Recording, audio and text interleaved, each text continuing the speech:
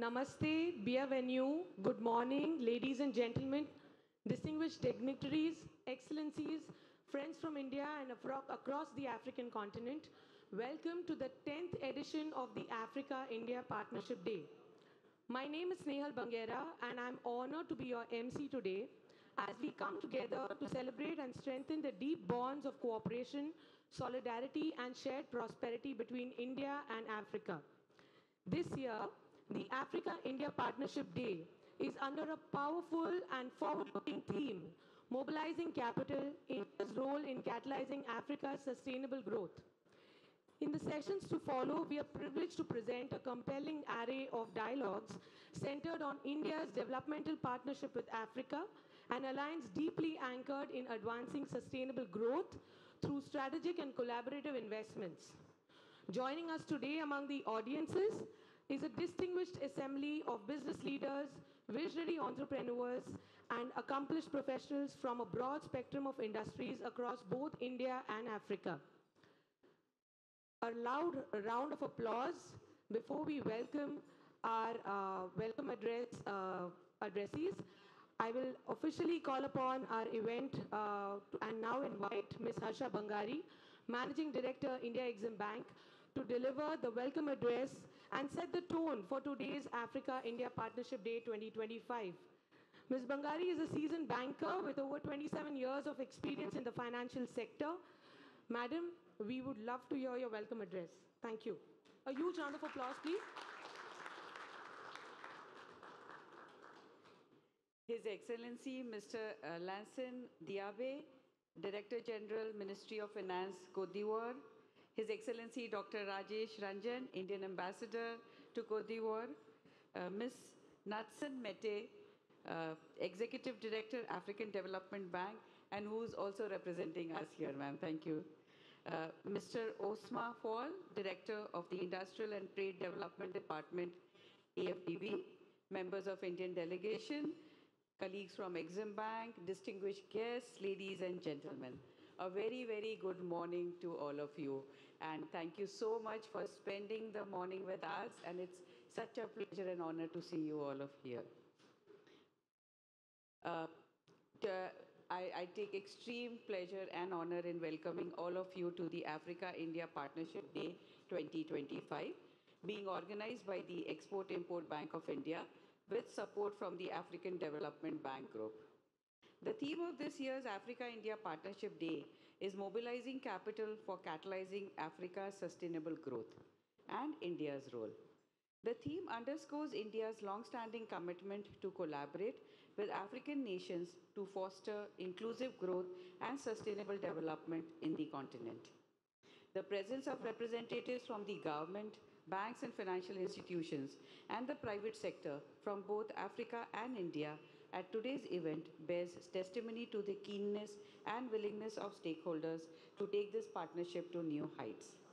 Ladies and gentlemen, Africa's infrastructure development presents a unique opportunity for sustainable growth. Unlike the advanced economies, where the focus is now on retrofitting the existing infrastructure into a more environmentally and friendly and sustainable one, Africa has the potential of leaping directly into modern and sustainable infrastructure solutions such as renewable energy, green building materials, and smart transportation systems, etc., right from the outset. By doing so, Africa can avoid the pitfalls of high carbon, resource intensive development models that have characterized other regions' growth. This would also involve additional investment needs. Funding constraints are impeding the progress in Africa's development as the current spending levels in the region are insufficient to meet the region's total infrastructure investment demand. India, as a trusted development partner, has been committed to bridge these gaps by actively supporting developmental projects in Africa.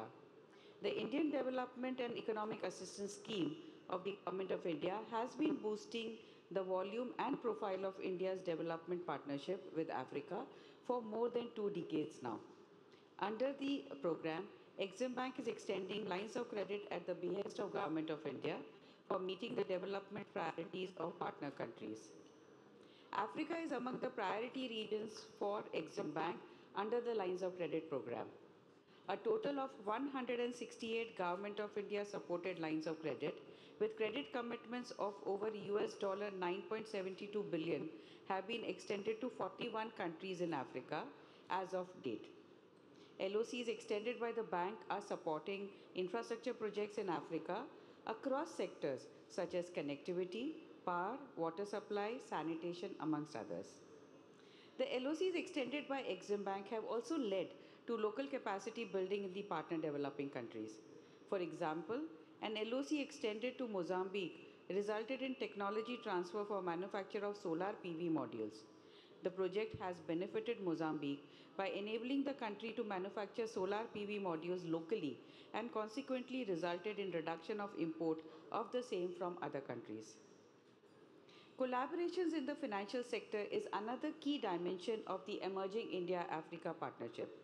These collaborations gain significance in line of the declining correspondent banking relations, increasing trade finance gaps, and the resultant challenges to trade. As per estimates, the trade finance gap in Africa is over US dollar 80 billion, which is leading to lost opportunities for trade. Recognizing these challenges, Exim Bank is working towards bridging the financing gap in trade transactions by providing an effective bridge. It's not okay.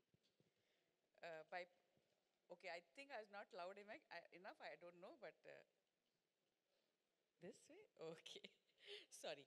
So, recognizing the challenges, Exim Bank is working towards bridging the financing gaps in trade transactions by providing an effective bridge between the local banks in Africa and commercial banks in India. Under its Trade Assistance Program, this program, the bank has partnered with 39 banks in Africa. It's launched very recently, a couple of years back, and the bank has till date supported nearly 124 transactions across 21 countries in Africa, including countries across the range. These transactions, I'm happy to say, were facilitated because of the Exim Bank intervention. The bank has also extended credit lines to financial institutions in the region, such as the Eastern and Southern African Trade and Development Bank, African Export-Import Bank, Africa Finance Corporation, Bank of Industry Nigeria, ECOWAS Bank for Investment and Development, and Uganda Development Bank Limited for enhancing bilateral trade. These institutions in Africa are proving to be a very effective partner for Exim Bank, and I would like to thank each and every institution who has partnered with us in our journey in Africa. The bank support under Trade Assistance Program has resulted in incremental trade of nearly US dollar 1 billion between India and Africa. So very quickly to conclude, ladies and gentlemen, Exim Bank recognizes the significance of economic research for policy evaluation and informed decision making by businesses. The bank has recently undertaken an important study that will be released during today's event. The study, titled Unlocking Africa's Sustainable Growth, India's Role and Opportunities, identifies key pathways essential for ensuring resilient and inclusive growth in Africa, including investing in climate resilient infrastructure, leveraging natural resource wealth for economic transformation, fostering a competitive private sector, and promoting regional integration through mechanisms like the African Continental Free Trade Area. We believe that this study will offer valuable insights for policymakers, businesses, and other stakeholders. Ladies and gentlemen, India and Africa have several complementary sectors and industries. From agriculture to manufacturing and from healthcare to renewable energy, there are numerous areas where our expertise and resources can converge. I am confident that the Africa-India Partnership Day 2025 will help highlight the areas of convergence and opportunities for greater collaboration for Africa's transformation. Thank you so much.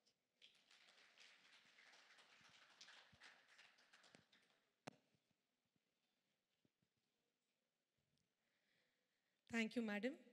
With those inspiring words, and it beautifully captured the spirit of this enduring partnership.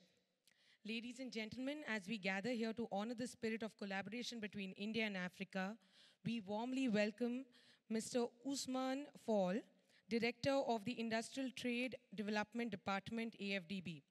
Mr. Fall leads AFDB's initiatives to promote industrialization and regional development integration across Africa.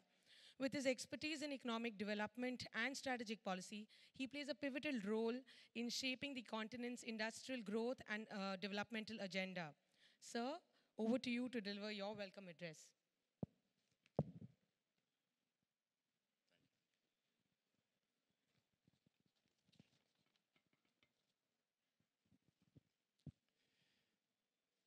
Your Excellencies,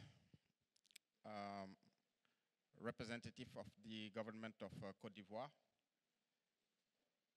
honorables, head of institutions, distinguished guests, ladies and gentlemen, all protocol duly observed, good morning. Good morning to you all. Allow me to begin by extending my sincere appreciation to the India Exim Bank for its unwavering commitment to Africa's development and for organizing today's gathering under the important theme of mobilizing capital, India's role in catalyzing Africa's sustainable growth. India has proven to be a long-standing and strategic development partner for Africa, not only through its robust bilateral relationship across the continent, but also as a committed shareholder to the African Development Bank. Since joining in 1983, India has supported all general capital increase of the bank and remains actively engaged in critical areas, including health, energy, digital inclusion, trade, and agribusiness. Notably, India's recent contribution to establish a bilateral technical cooperation fund and also its contribution to the Africa Digital Financial Inclusion Facility represent more than financial commitments.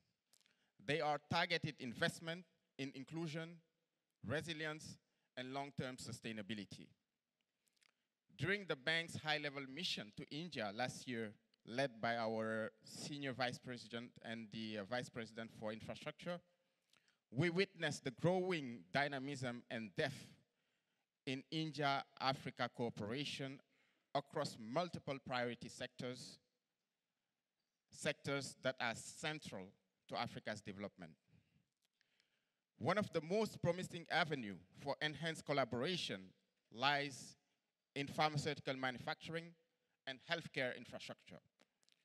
With an estimated $111 billion investment gap in Africa's health sector by 2030, the potential for Indian firms to contribute to the continent's self-reliance in essential medicines and diagnostics is immense.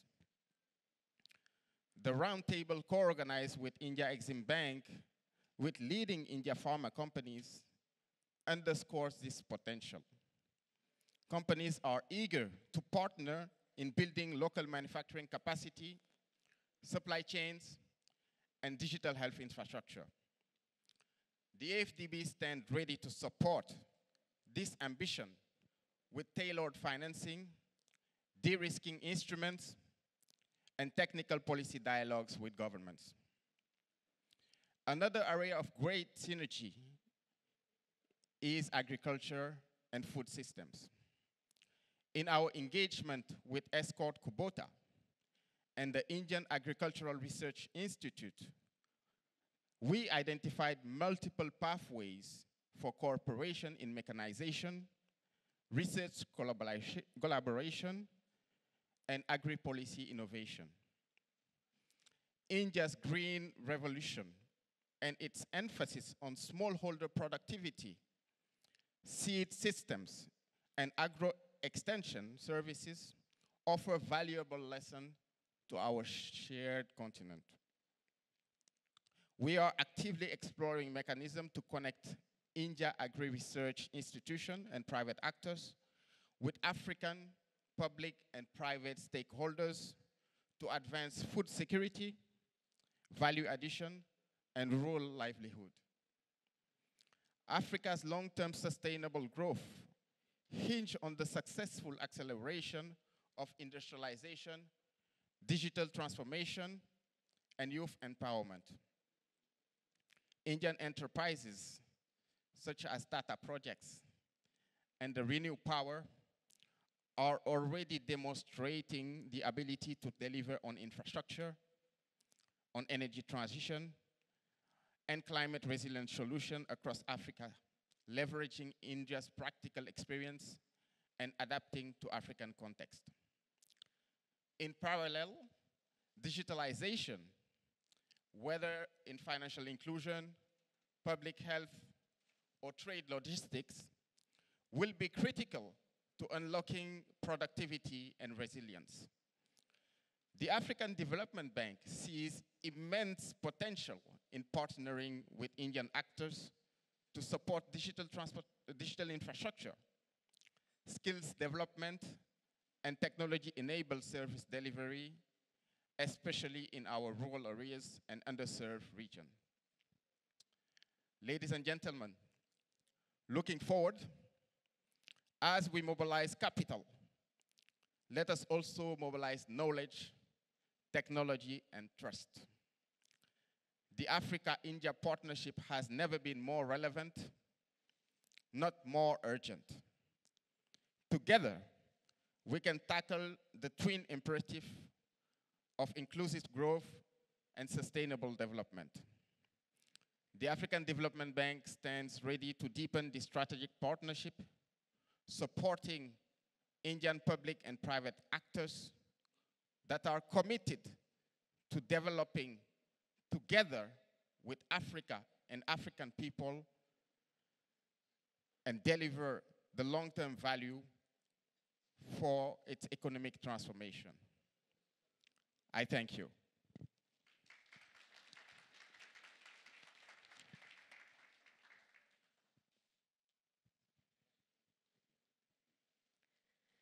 Thank you, sir, for your inspiring remarks. It eloquently reflected the great potential what companies have in Africa and to strengthen this partnership. With this, now we move on to our next set of session, which is basically our guest address.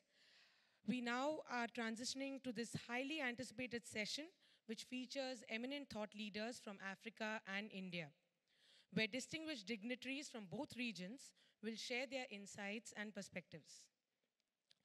To begin with, to speak on the theme Mobilizing Capital, the Way Forward Towards Inclusive Growth, it's my privilege to invite Mr. Vivek Saraswat, General Manager and Board Member of the Tata Africa Côte d'Ivoire.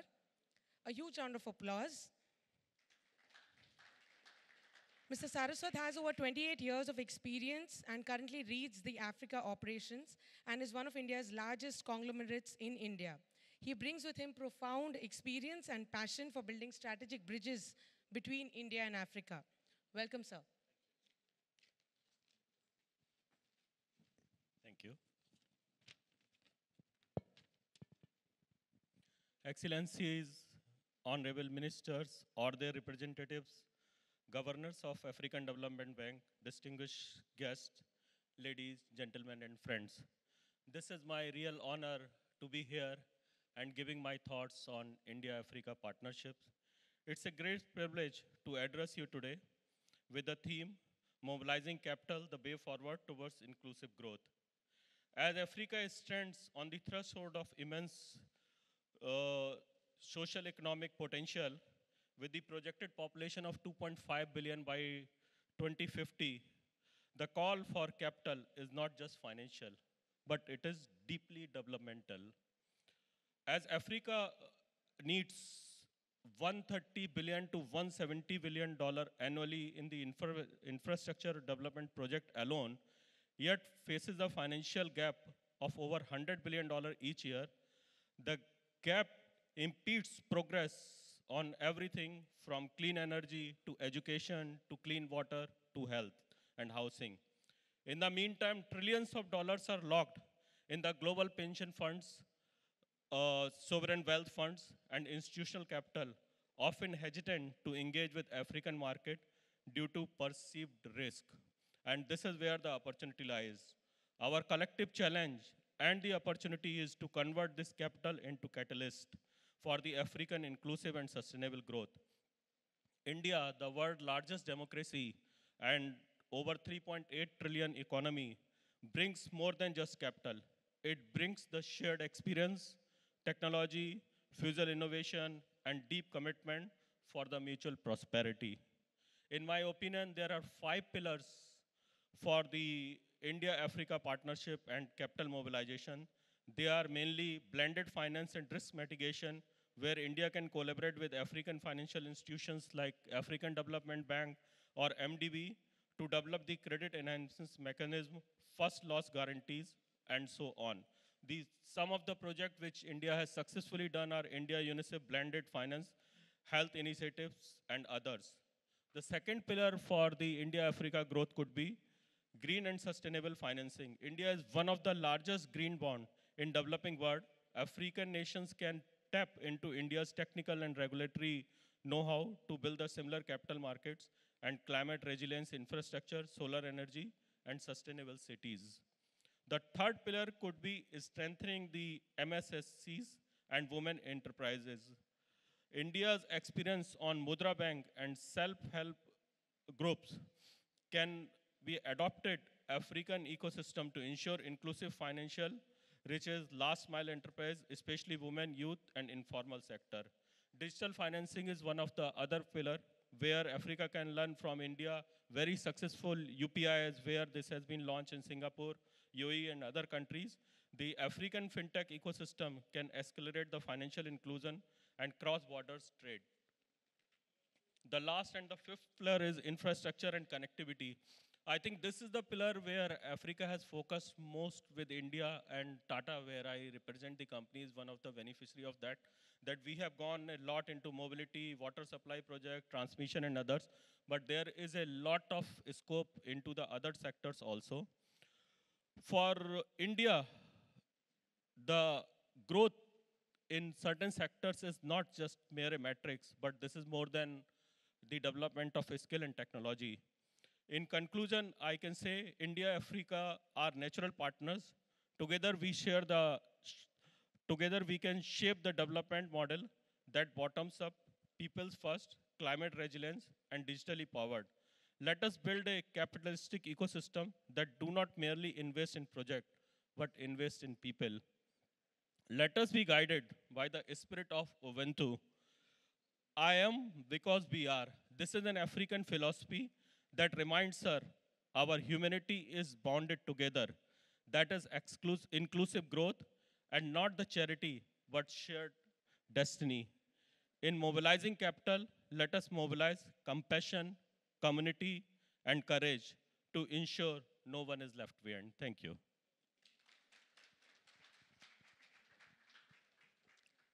Thank you, sir, for your valuable insights and the personal message.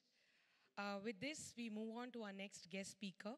It's my privilege to invite Ms. Natsin Mete, Executive Director of the African Development Bank, to deliver an address on strengthening South-South cooperation between India and Africa through developmental financial institutions. Ms. Mete has a diverse constituency comprising Denmark, Finland, India, Ireland, Norway, and Sweden at the AFDB. Ma'am, we welcome you with a huge round of applause to deliver your address.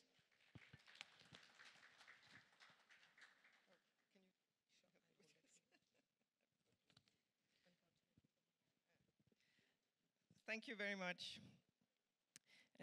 Since I also represent these small countries in the north, I hope we can have a sort of a third angle to the triangle, South-South and the High North cooperation maybe. Esteemed representatives of the government of India and India Exim Bank, high-level representatives of the African Development Bank, distinguished representatives of governments and the private sector, ladies and gentlemen.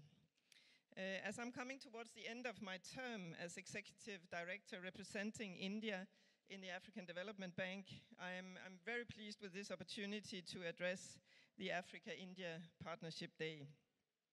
I would like to thank both the Government of India and the India Exim Bank for the excellent cooperation over the past 3 years and the support that you have provided to me in my function. This year's Partnership Day, as well as the annual meeting of the AFDB, takes place at the backdrop of a geopolitical situation characterized by a high degree of uncertainty and volatility. So the framework conditions for the African Development Bank to support the sustainable development of countries in Africa are not at their most conducive. It is thus more appropriate than ever for the continent to mobilize its own resources to create the growth needed for the people of Africa, and not least its young women and men, to be able to look towards a brighter future with decent jobs, sustainable livelihoods, and prosperity for all. The tasks lined up are many: solving armed conflicts, stabilizing fragile situation, improving political and economic governance. In short, creating the conditions that would make it attractive for both African and foreign investors to choose Africa as the place to invest their funds. And we all in this room know that the opportunities are here. Natural resources in abundance, a youthful population eager for jobs as just some of the elements in this. A lot of homework has to be done by African governments and the people of Africa. But as dedicated partners of Africa, we can all contribute. The African Development Bank aims to do so through its 10-year strategy, with its strong focus on building infrastructure, transforming energy systems, supporting reforms of legal and regulatory frameworks. However, it's no secret that the available of financing to pursue these important objectives is more in doubt today than when we last met a year ago. For the African Development Bank, it's thus very positive that a new agreement has been signed with India to continue India's support for technical assistance to bank initiatives, as was mentioned by an earlier speaker. And I understand also that discussions are ongoing for even stronger engagement between the government of India and the bank. I'm also very pleased this year with the Indian business sector reaching out to the bank. From high-level AFDB representation at the last India-Africa Business Conclave last summer, to the long-term strong engagement by the India Exim Bank in the continent and with the AFDB, to the dialogue between the Confederation of Indian Industries and the African Development Bank on a more structured and intensified cooperation. I hope all this support, all this cooperation, all this dialogue will be beneficial for both the Indian interests, the bank, and Africa. Indian companies, of course, have a very deep history in Africa, and it was illustrated again for me in connection with the visit of the board of the bank to Gambia. We inspected a bank-funded rural electrification project where I had the very pleasant exchange with the staff of the Indian contractor implementing the project. So we meet your compatriots everywhere we go. In my view, there's no end to the potential for mutual benefit from stronger engagement by India in Africa. From the transfer of knowledge and technical solutions that have contributed to growth in India and lifted millions out of poverty in your country, to the potential for India to benefit from sustainable development of Africa's resources, not least the critical minerals that are needed for the world's transformation to a fossil-free future. India has taken major strides in the development of renewable energy. And the AFDB and the World Bank, together with more than 40 African countries, have embarked on the Mission 300 initiative to provide 300 million Africans with electricity before 2030. I would strongly encourage my Indian friends to engage wholeheartedly in this initiative. We need your knowledge, your companies, and your investments to succeed. At this annual meeting, a new president of the bank will be elected. It is my hope that she or he will make it a priority, building on the already strong foundation, to seek to further deepen the cooperation with India, including by a visit to India early in his or her tenure. The partnership between India and Africa, including through the strong relationship with the AFDB, is a critical building block for Africa in weathering the current global storm. And as I indicated in the beginning, I would like to stress that the other countries I represent, the Nordic countries and Ireland, with their strong friendship with both India and African countries, on both the government and private sector level, could also be a critical third part in the triangle of cooperation. Our countries are all strong supporters of the rule-based multilateral system of cooperation that is under some strain at the moment. And it's all the more important for us as its sound supporters to work even more closely together, including for the benefit of support to sustainable development of the countries of Africa and to improved livelihoods for the people of Africa. So I look forward to continuing the discussion at this event over, I'm sure, a very delicious Indian lunch that we are being offered, as well as during other events at this annual meeting. So thanks a lot for giving me the floor and for listening, and I look forward to the further discussion. Thank you very much.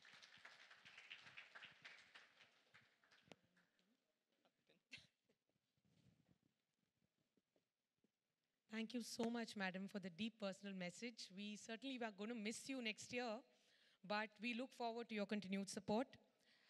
Moving forward to share insights on the theme Building on Africa's Growth Story through Strategic Partnerships, it's my honor to invite Mr. Lansine Diabe, Director General at the Ministry of Finance, Republic of Côte d'Ivoire. Mr. Diabe plays a key role in shaping Côte d'Ivoire's economic and fiscal strategies, and his leadership is central to fostering sustainable development and attracting strategic investments in the region. A huge round of applause. Welcome, sir.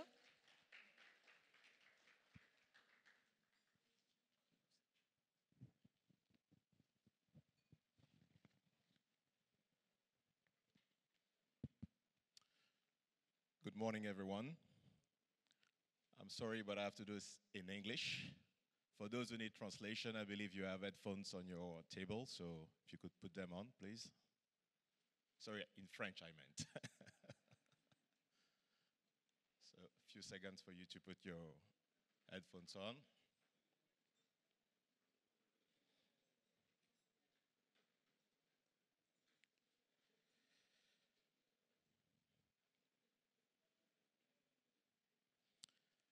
Madame la directrice générale d'Exim Inde, Mesdames et Messieurs les représentants des institutions internationales et multilatérales, distingués invités. Permettez-moi, au nom du gouvernement ivoirien, de vous exprimer toute notre gratitude pour avoir choisi la Côte d'Ivoire comme terre d'accueil de cette rencontre d'envergure.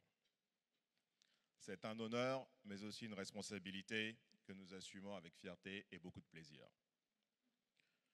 Aujourd'hui, je prends la parole pour évoquer un partenariat que nous considérons comme structurant, stratégique et porteur d'avenir. Le partenariat entre l'Inde et l'Afrique, et plus précisément entre l'Inde et la Côte d'Ivoire. Vous savez, ce qu'on oublie souvent, c'est que l'Afrique et l'Inde partagent bien plus qu'un intérêt économique. Nous partageons une histoire faite d'aspiration au développement social de nos populations et de richesses culturelles inestimables. C'est ce socle commun qui rend notre coopération si particulière. L'Inde est un partenaire précieux pour le développement de la Côte d'Ivoire. Depuis 2005, à travers Exim Bank Inde, ce sont plus de 495 millions de dollars, soit plus de 282 milliards de francs CFA, qui ont été mobilisés pour des projets majeurs dans des secteurs vitaux comme le transport, l'énergie, la santé, l'agriculture et l'agro-industrie. Ces financements ont permis de faciliter la mobilité des personnes et des biens, d'accroître l'accès à l'électricité, d'améliorer la prise en charge sanitaire de nos populations et de moderniser les équipements agricoles. Mais soyons francs, Le dernier financement de la coopération indienne date de 2017. Au cours de ces 8 dernières années, nos défis ont évolué, nos besoins se sont accrus. Il est donc temps ensemble de redynamiser cette coopération. Redynamiser, qu'est-ce que cela veut dire concrètement? Cela signifie pour nous en Côte d'Ivoire ouvrir un nouveau chapitre, plus audacieux et plus adapté aux réalités actuelles. Et pour cela, nous souhaitons proposer aujourd'hui 4 axes concrets. D'abord, un accès renforcé au financement concessionnel, notamment pour des secteurs stratégiques comme l'économie numérique ou à fort impact social comme le secteur de l'hydraulique, où la coopération indienne a déjà œuvré. Ensuite, nous souhaitons un renforcement des partenariats publics-privés que nous souhaitons gagnant-gagnant également, avec la participation d'entreprises indiennes de premier plan et permettant un véritable transfert de compétences vers notre secteur privé. Nous souhaitons également que l'Inde puisse nous accompagner dans le financement de notre transition énergétique. La Côte d'Ivoire a de grandes ambitions face aux défis climatiques et l'expertise indienne en matière d'énergie solaire, d'énergie hydroélectrique ou de biomasse pourrait jouer un rôle clé dans cette optique. Enfin, la digitalisation des services financiers. L'Inde, comme vous le savez, est un modèle en matière d'inclusion financière, mais également d'innovation dans le secteur des fintech. Et nous souhaitons bénéficier également de l'expérience indienne dans ce domaine. Ce partenariat revigoré doit s'inscrire dans le cadre d'une coopération tournée vers l'impact. C'est pourquoi nous proposons la mise en place d'un cadre stratégique ivoiro-indien de concertation sur le financement du développement, réunissant les bailleurs de fonds, nous en avons un parterre important aujourd'hui, mais également les ministères sectoriels et le secteur privé, permettant ainsi un suivi rigoureux des engagements qui sont pris, mais également des indicateurs de performance pour mesurer cet impact dont je parlais. Dans cette optique, il nous semble également aujourd'hui essentiel d'envisager l'organisation de roadshows en Inde.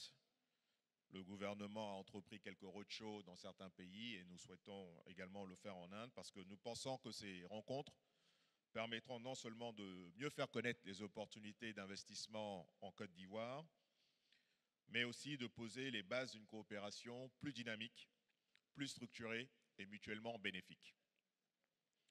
Je suis convaincu qu'en rapprochant davantage nos secteurs privés, nous pourrons générer un impact concret et positif sur nos relations bilatérales, notamment sur le financement de ces opportunités. En définitive, notre coopération avec l'Inde est une richesse précieuse. Elle est un pilier de notre ouverture au monde, notamment au monde asiatique, de notre politique de financement du développement et de notre ambition d'émergence. Mais comme toute relation stratégique, elle nécessite une vision renouvelée, fondée sur la réciprocité, la transparence et l'innovation. Et c'est ensemble avec nos partenaires indiens que nous relèverons les défis de demain. Je souhaite que la rencontre d'aujourd'hui, les débats d'aujourd'hui, s'inscrivent dans ces débats, dans cette optique et nous permettent d'avancer sur cet agenda. Je vous remercie de votre aimable attention.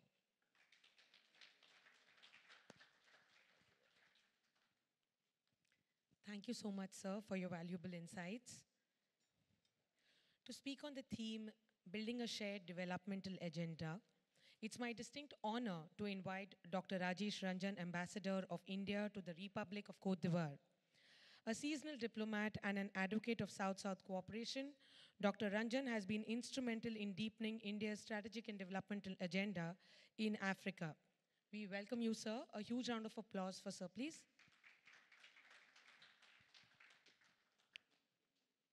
Thank you. Namaskar and good afternoon to you all. Your Excellencies, distinguished guests from the Government of Cote d'Ivoire, representative of African Development Bank, officers from Government of India, and the officers from Export-Import Bank of India, esteemed member of civil society, private sector partners, and friends of Africa and India. A very good afternoon to you all. It is a profound honor to address you today at the India-Africa Partnership Day, a cornerstone of African Development Bank 2025 annual meeting.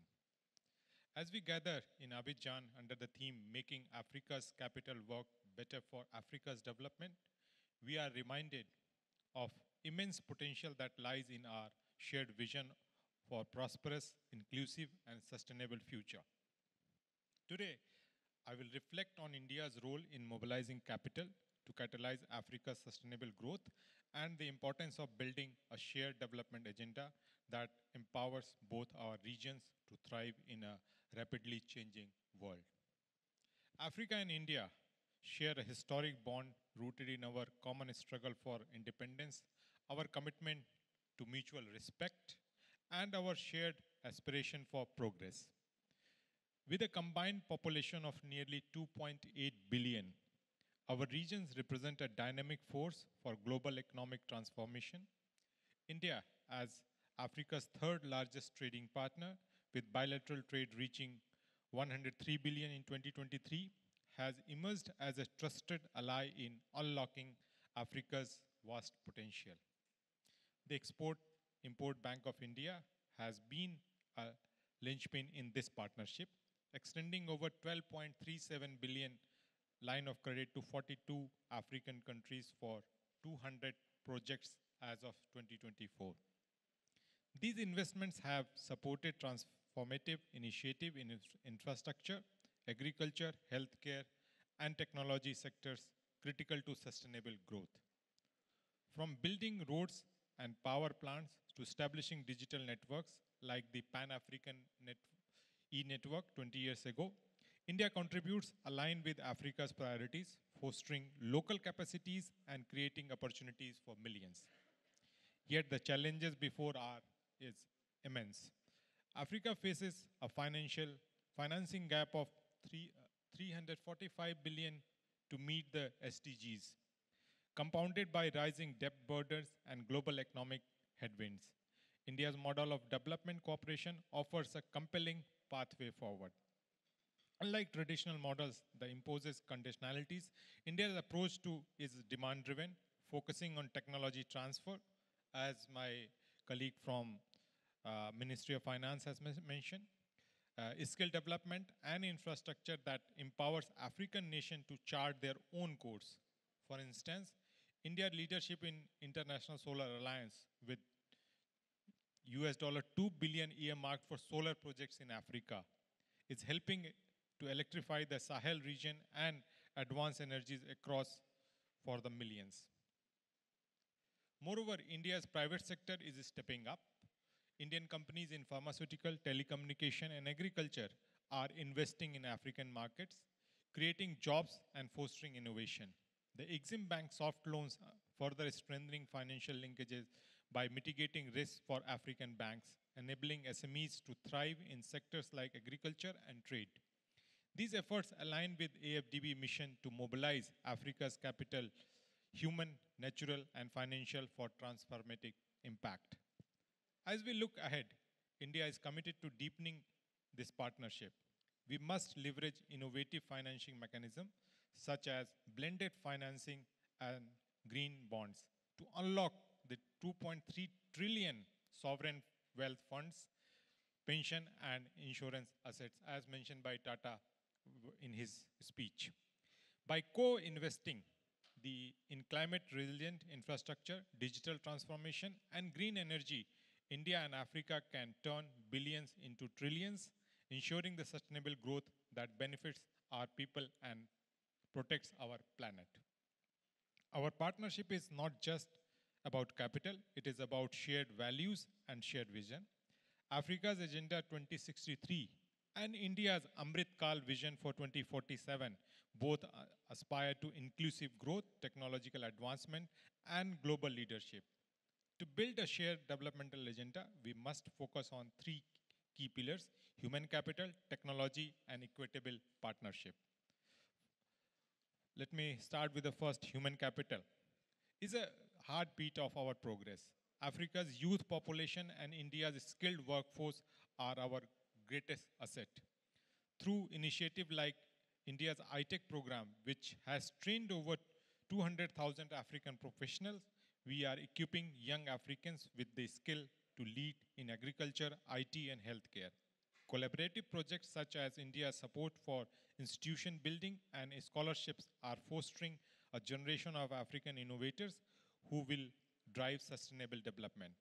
Second, the technology is a bridge to our future.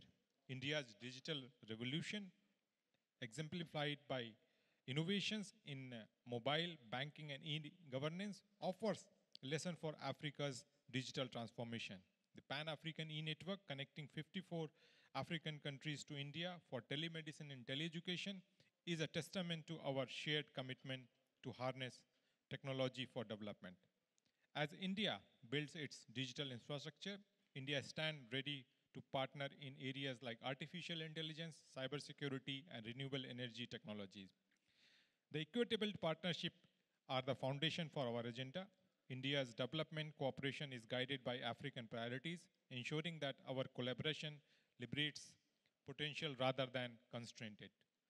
The India-Africa Partnership Day is a tradition since 2013, embodies this spirit of mutual respect. By aligning with the AFDB's high fives: power, feed, industrialization, integrate, and improve quality of life, we can amplify our impact, ensuring that Africa's capital works better for its people. India believes that Africa's rise is essential for global peace, progress, and sustainability. Our approach, our approach is guided by the philosophy of Vasudhaiva Kutumbakam, that is, world is one family, and Sabka Saath, Sabka Vikas. Together with all, development for all. As we face common challenges, from climate change to food security, from pandemics to financial inclusion, India remains ready to stand with Africa in solidarity and action. As we stand at this pivotal moment, let us reaffirm our commitment to partnership with the transcend borders and generation. India's role in mobilizing capital for Africa's sustainable growth is not just about financing projects, it is about co-creating a future where our people thrive. By building a shared developmental agenda rooted in human capital, technology, and equity, we can transform challenges into opportunities and aspiration to realities. Together, let us make Africa Capital work better for Africa's development. Let us make Africa-India partnership a beacon of hope, resilience, and prosperity for the world. Thank you.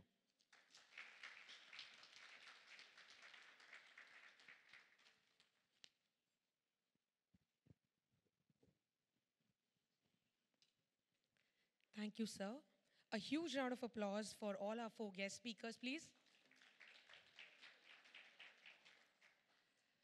I would now like to invite our Managing Director, Ms. Harsha Bangari, our four guest speakers, Mr. Saraswat, Madam Mete, Mr. Jiabi, as well as Dr. Ranjan, to release the Exim Bank publication on stage, please.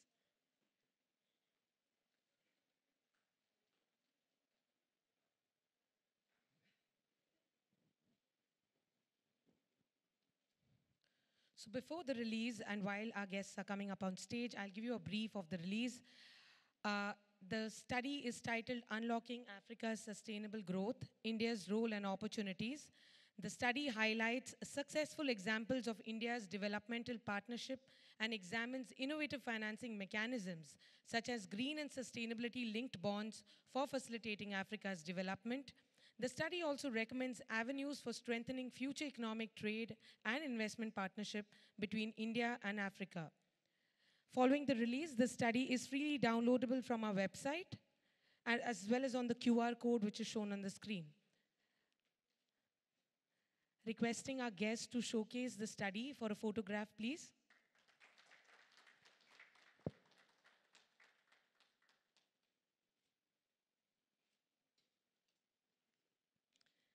Thank you, dignitaries.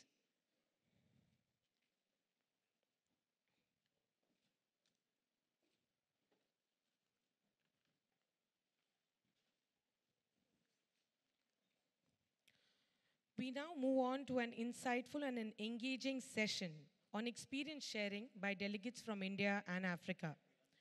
The dialogue, which will be there over the next hour and so, will provide real-world perspectives of both regions, showcasing the practical lessons, collaborative initiatives, as well as the shared challenges and the opportunities that define India-Africa partnership. With great honor, I invite our panelists on stage.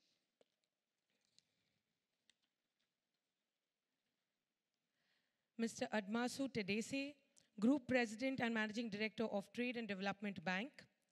A widely respected leader in Africa finance, Mr. Tedese has been instrumental in expanding TDB's impact across the continent through innovative trade and development financing mechanisms. Sir, we welcome you on stage, please.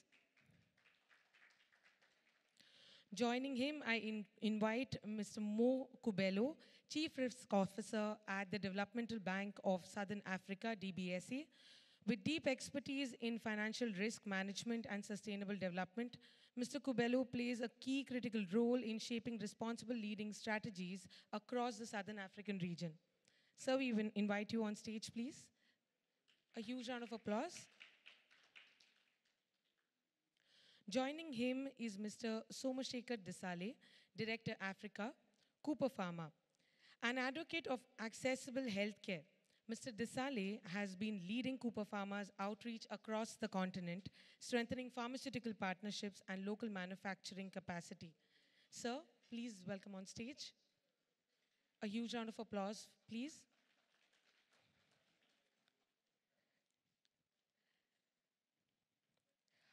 I would also like to invite Mr. Tarun Kumar Das, Managing Director and COO of AfriVenture, a veteran in cross-border trade and investment.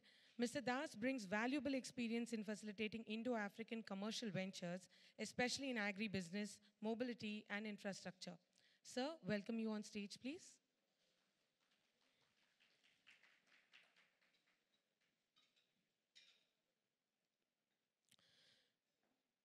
With this exceptional panel to moderate this discussion, we are pleased to welcome Mr. Vikramaditya Ugra, Chief General Manager, India Exim Bank. With a distinguished career in developmental finance, Mr. Ugra brings deep expertise in fostering cross-border partnerships across emerging markets. A huge round of applause for the panel discussion, please.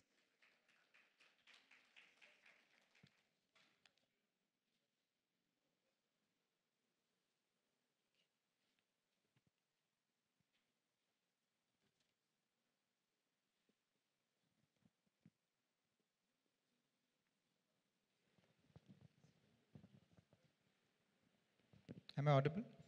Right. Good afternoon, ladies and gentlemen.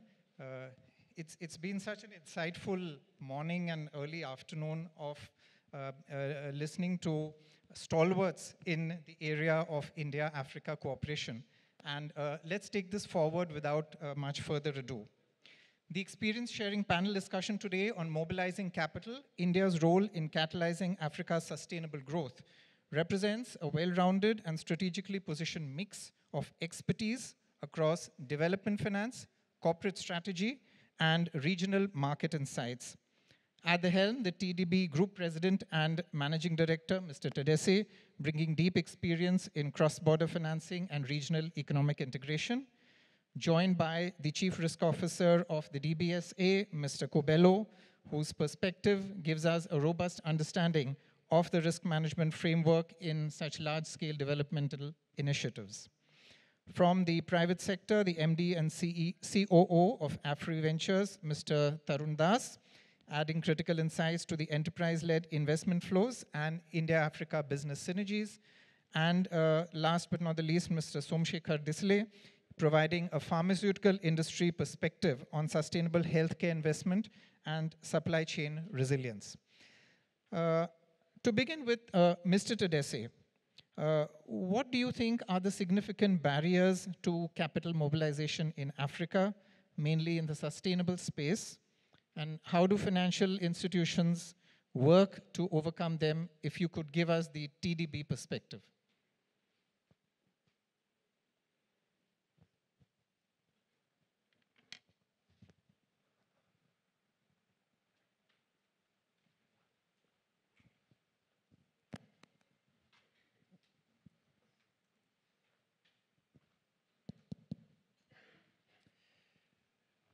Thank you, Mr. Moderator. Good day to everybody. Very pleased to be here on this, this thematic discussion that we've had every year at the AGMs of the African Development Bank. The theme of this annual meeting is very much around unlocking African capital, multiplying it, getting it to be cattle. TDB Group, of course, has been pursuing that agenda very strongly over the years. There are some obvious barriers that we're all aware of. When it comes to mobilizing internal capital within Africa, it's a question of whether it's local currency or hard currency. If you're financing equipment or financing certain contracts and you need hard currency, then you need to mobilize, obviously, the same kind of currency. And we do have pension funds and various types of institutional investors in Africa who have hard currency. So we have managed to mobilize some of that in the form of risk capital, on the basis of which we then go globally and raise bonds and multiply it in that form. So we've had quite a bit of success, and we have a balance sheet of $10 billion at present, and so there really hasn't been a challenge in mobilizing capital as such. I think the challenge has been more the cost of it. The cost of raising that capital, whether it's domestic or offshore, it's quite high. And part of it, of course, is global macros, which none of us have control over. But there's also an aspect around ratings, which is a very tricky area. And I think Africans, both sovereigns and African financial institutions, African supranationals, maybe with the exception of the African Development Bank, we've all faced a lot of challenges around cost of capital. And there, I think the one thing that we've managed to do is build strong partnerships to overcome those barriers, because, of course, we are all price takers from a ratings perspective. We do get rated, and sometimes we don't feel those ratings reflect the reality. There's a very hot conversation on that worldwide, especially in the African context. But for us, we've managed to build very strong partnerships with highly rated partners outside of Africa who've worked closely with us to enable us to access lower cost funding on the back of credit enhancement structures. So that's been a very successful way of overcoming some of these barriers and constraints that we have. In terms of attracting risk capital, because we are a hard currency-based balance sheet, our risk capital is dollar denominated. So there we've had quite a bit of success with African pension funds, African sovereign wealth funds, African insurance companies. And it's been quite a story. And also outside of Africa, we've had very strong partnerships with Denmark, with China. They've come in with a lot of that capital. And so again, we've managed to I think really the big challenge in Africa at the moment is the cost of capital for those who are able to access it. Thank you. Mr. Kubelo, what in your view would be DBSA's unique value proposition in facilitating public-private partnerships and other stakeholders in Southern Africa?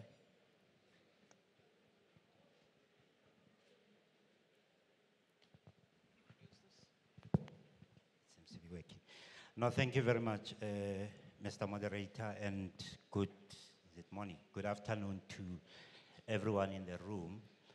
I think the DBSA brings very deep expertise in terms of its experience on the continent.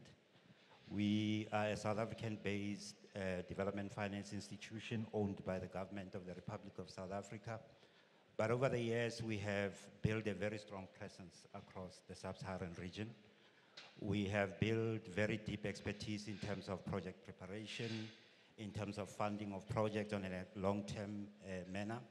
We have done quite a lot of triple Ps, and we've really been very central to the development of the South African Renewable Energies Program, which has become very successful. And I think if you take all of this history, you take all of this together, there's a lot that we bring to the table in terms of our ability to mobilize and assist the continent in terms of triple Ps and building sustainable infrastructure across the board. So really, if you look at the DBSA and where we are seen as a trusted partner by many because of the discipline that we bring to the table. Though we are a public sector entity, we bring a lot of commercial discipline in terms of what we do and making sure that the sort of risks that we take are acceptable to both our shareholder and other parties that are sort of stakeholder within where the DBSA operates. So really this is a combination of things that the DBSA brings to the table. We take a long-term type view in terms of what we do. So we invest through the cycle and make sure that we are there throughout the journey and what happens with the projects that we invest in. Thank you very much. Interesting. Good to hear that. We now come to Mr. Das from AfriVentures. AfriVentures has played a pivotal role in Africa's agricultural development by enhancing the continent's food security and economic resilience. So my question to you, Mr. Das, is that how do you envision India's role in Africa's agricultural transformation, especially in terms of technology transfer and investment?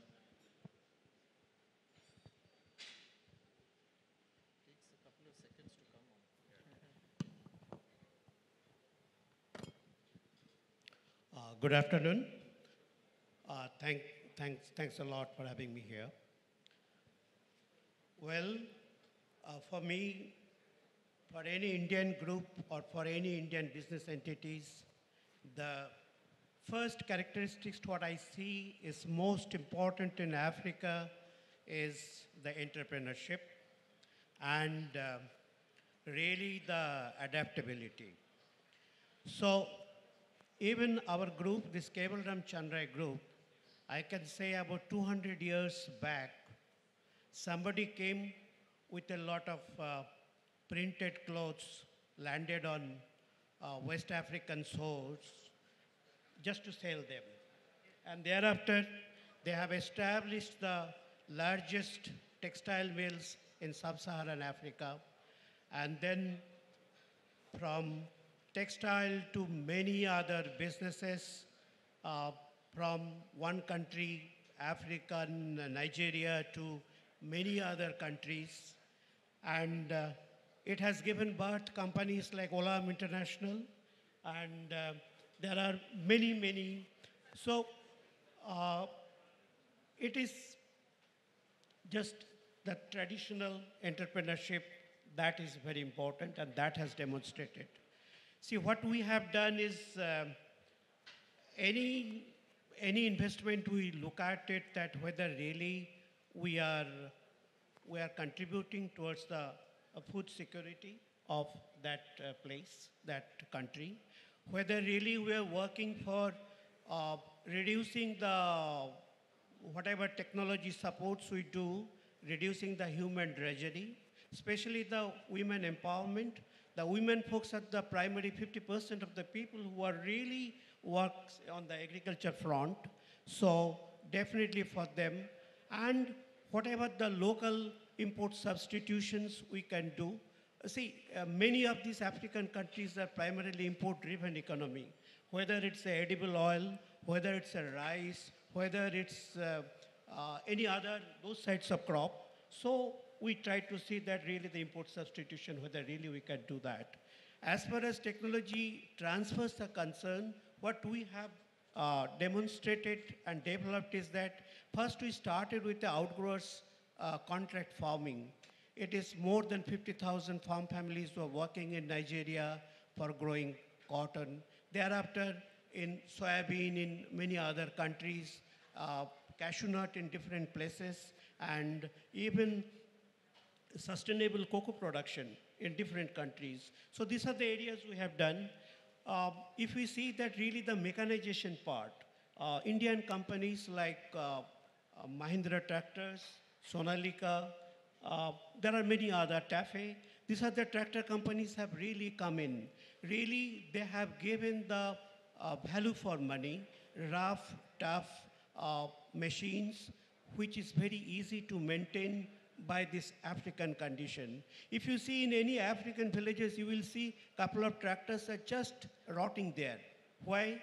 There is no maintenance, they can't do it. So basically, if we can see that we can not only bring those machines, bring those technology, train these people and we can start assembling of these units. That definitely would help, which we have demonstrated in Nigeria, Cameroon, Ivory Coast. Ivory Coast was working that actually. We have done it in many other countries. Then if we see really little bit of precision farming and digitization. In fact, this is very recently we have introduced this, that satellite imagery and AI analytics, these two using this very easily, we are getting the cashew production across the region. Even the local government wise, we can say. Even the shea nut production, across 2,000 kilometers in the entire, from one country to the others, we can identify. We can identify so these are the technology which has been really practiced in many countries here, and we're doing it. And definitely I believe that Africa is definitely blessed with so much of potential. All of us, we have talked about it, resources. So really, with a little bit of investment, it may not be the venture capital investment, it may be the impactful investment. So that investment can definitely would help to make this is a good production base. So this is, I believe, it is Africa's time, not only towards contributing to the food security of Africa, but whole world is looking at Africa for their food. I get so many calls for doing kind of, even Saudi Arabia, many places, the kind of production base in this country. So I think these are the things what we have in mind at this point of time. Thank you. Thank you, Mr. Das. We now come to Mr. Disley, who is from Cooper Pharma. Cooper Pharma plays a significant role in Africa's healthcare development through strategic investments, local manufacturing, and international collaborations. Mr. Disley, we all say that India is known as the pharmacy of the world, but penetration into Africa often faces all kinds of hurdles, regulatory, logistical hurdles, trust-related challenges. So what, in your view, does the Indian pharma industry have to do to deepen its footprint in Africa? Okay. So first of all, thank you very much, Mr. Vikramaditya. Good afternoon, all. Before coming to your point, I would like to highlight some fact and data regarding Africa. We know that in Africa, we are more than 50 plus countries, around 1.5 billion population, people are on ground in Africa. So if you see the Africa dependency on medicines, which is on importation, they do a lot of importation, which is 70 to 90% of the medicines coming from outside Africa, from Europe, India, and other part of the globe. So if I consider this as a current position, and if I compare with the local capacity, we have a local capacity which is addressing only 10 to 30% of our medicine requirement in market. So there is a huge development area where Indian pharmaceutical industry and India can be a great partner for Africa. So coming back to your point, definitely you say pharmacy, India is a pharmacy of the world. This word comes from our robust manufacturing facilities. We have generic products which we manufacture, which is really, if you compare with the globe, which is really numbers. We also have a cost-effective manufacturing facilities in India. We have more than 4,000 manufacturing companies in India who supplies medicine to the world. So we have this capacity, we have this potential, and this partnership can fulfill with Africa. So addressing the point how we can address this issue with Indian strength and development aspect. So I feel first point is strengthening the partnership locally, to have a local cooperation with local partners, have a manufacturing site. We can produce locally and we can supply locally to have a reduction in logistic cost. Also, we can reduce the dependency on importation. So that I can see a first point of area of approach we should done. Second, I feel regularization of what you call regulatory harmonization. In Africa, we have plus than 50 countries, so every country have their own different regularization.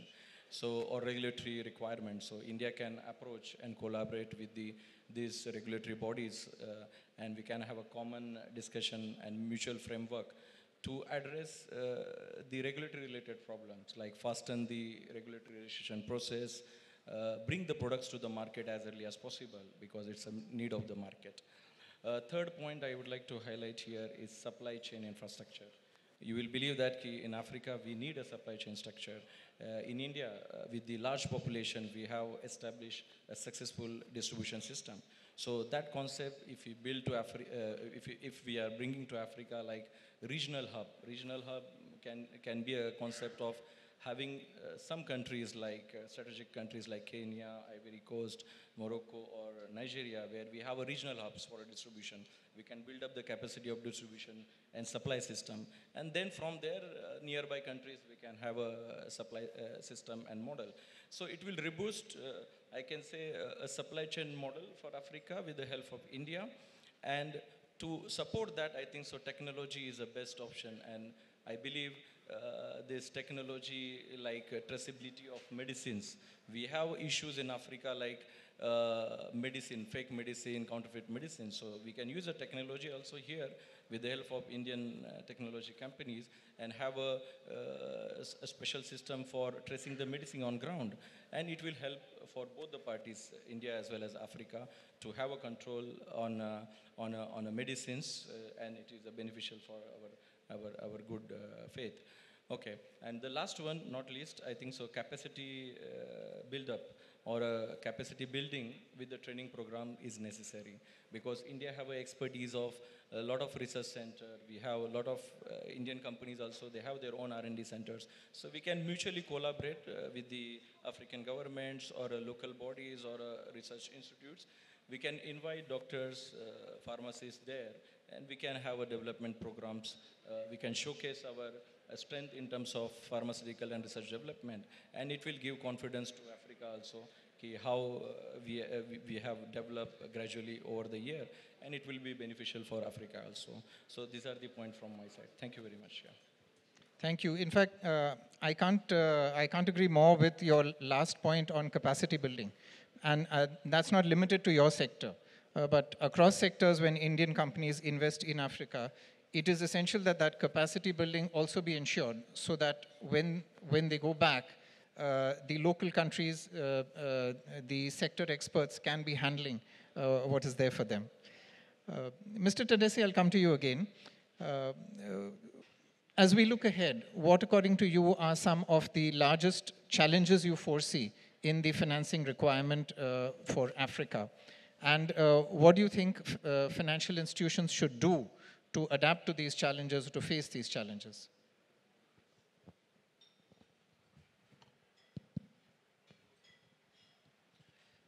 Thank you for the question.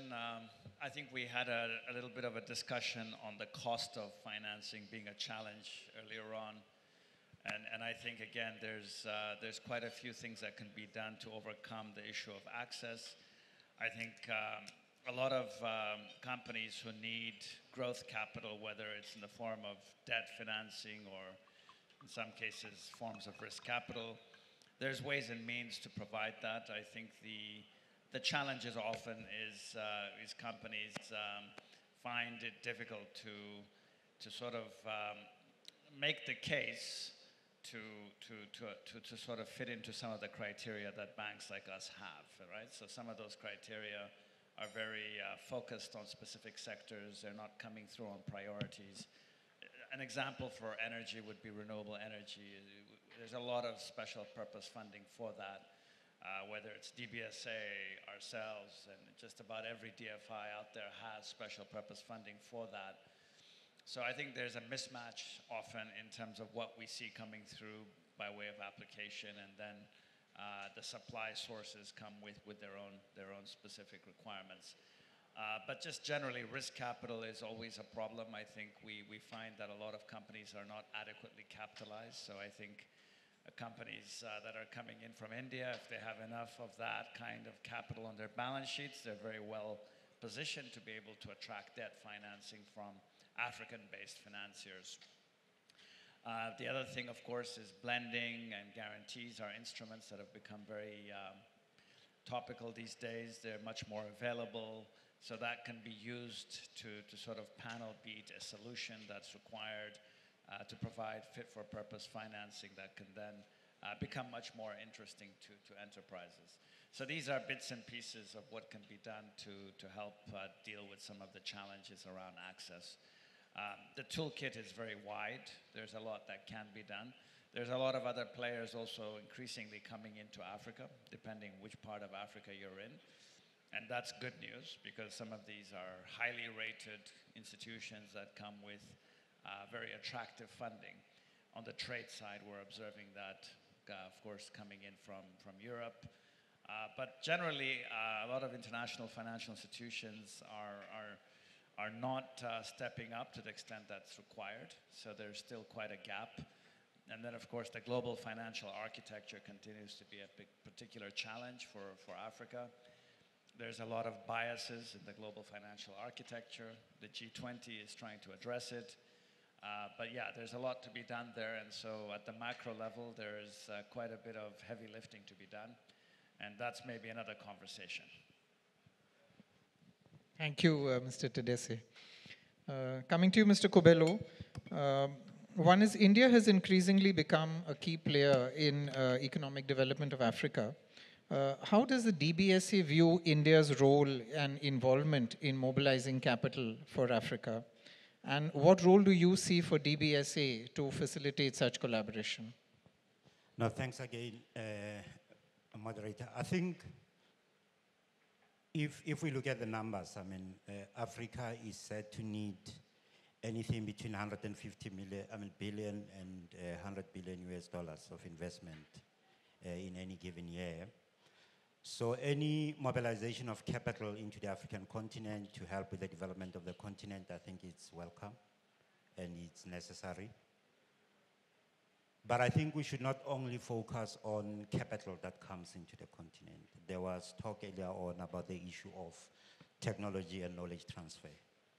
And I think that there's a lot of that is necessary on the continent, that as we bring capital, as we bring technology on the continent, that we are also transferring that technology to the continent so that the continent going forward is able to be self-reliant and be able to do what needs to have.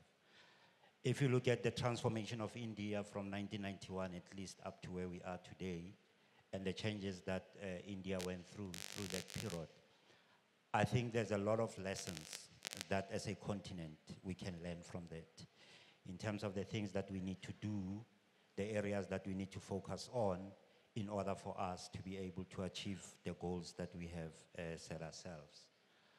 I think there are very many similarities between India and the continent. If you look at the size of the population, if you look at the advantages that we have in terms of youth, if we look at how India is able to use its natural wealth to build India as a country, the investments that we have seen in STEM, in skills development, in young people, and really developing a very competitive labor force within India.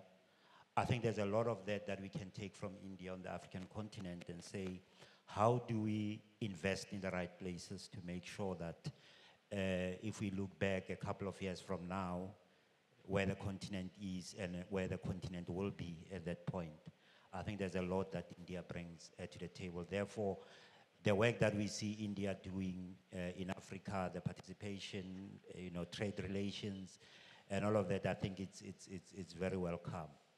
For us as a DBSA, I mean, as I indicated earlier on, we believe in a partnering model. We believe that we have something to bring to the table, and therefore we are always looking for partners that we can work with to be able to achieve the objectives that we have and the sort of the mission of the DBSA. If you look at the DBSA, our mission simply is, on the one hand, is to mobilize resources for economic development and growth, but we also have a mandate to assist with human capital development, human resource development in the areas in which we operate. Therefore, I think there's lots of opportunities for the DBSA through partnerships with Indian companies, Indian financiers, to contribute to the development of human capital, mobilization of capital onto the African continent, and also to take a lot of lessons from what the sort of reforms and structural changes that we have seen India go through in order for India to be where India is. And I really think as a continent, there's massive opportunity for us to achieve the goals that we have set ourselves. A lot has been done, a lot continues to happen, but I think that institutions such as the DBSA, TDB, AFDB, and others really have a massive role to play in terms of taking lessons that have been learned elsewhere and making sure that those lessons are applied on the continent. And I also think our governments also, in terms of looking at the reforms, the changes, and how you go from policy into implementation of that policy and making sure that the things that you want to see happen do happen on the ground. So I think there's a lot that can be done together, and there's a lot in as far as partnering is concerned and making sure that we really are able to achieve the things that we need to achieve. And in terms of the growth, the transformation and the change that we have seen in India since the early 90s to where India is today, I really think there's a lot that Africa can take from those lessons and see how we also focus on those things to make sure that we transform as a continent. Thank you. Well said. Thank you, Mr. Kubelo. Coming now to Mr. Das, what challenges would you foresee in adopting Indian agri-tech models in African contexts, and how can those be mitigated through collaboration? I think most of the challenges are from the financial institutions. I'm a farmer, so I must say that go to any financing institutions in Africa and ask the finance for the farmers. They are very, very, very reluctant. Always they want there should be some other institutions and organizations in between who can give a guarantee for them so that the work for the financial institutions become very easy. Jokes apart. But the veterans, what we are in Africa, we always say that you must expect most unexpected things in Africa. So it happens always, in the sense that the policies changes so frequently. There is no consistency in most of the countries. There are countries where there is a consistency. I do not want to take the name of the countries. It is something like today the rice importation is allowed. And then we decided, no, never. Let us grow rice. Let us set up the rice processing units. Hundreds of rice mills have come up in the country. And then we say the rice processing importation is allowed. So basically, one thing one should be very, very clear is that any investment in Africa, it must be fundamentally, it has to be viable, not any spot business opportunities. That is number one, I would definitely like to emphasize. The second point is, it is always better to have an asset-light investment in agriculture sector, because so that you have a flexibility, you sync with the government policies. If you need to change, easily you can do that. So these are the few things, and definitely the financing, as I said, it definitely not in terms of your pure commercial interest and that kind of, in most of the countries today, the interest rates are more than 25%, 27%, 28%. I remember in one country it is 30%. I'm sure all of you are aware of the countries. So how do you, one can do the business with 30% rate of interest, and really if you see that, what is the kind of EBITDA you really want? So if it is really the farmers and the business people, let them handle the business.